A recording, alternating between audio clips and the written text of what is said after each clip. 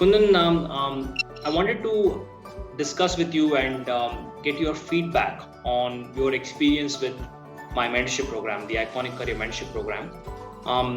Can you tell me what was the state of your mind and where were you in your career before you met me? What were some of the challenges that you're facing? Please describe. Yeah.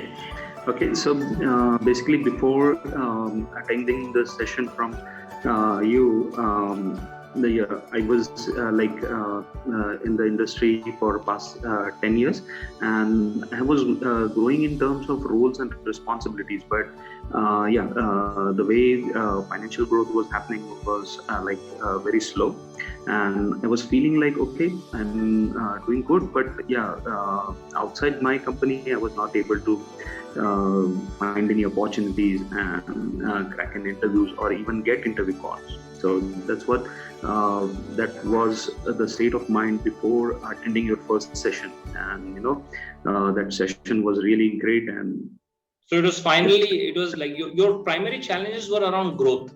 You've been in one company for a long time, so there was a comfort zone that was around you.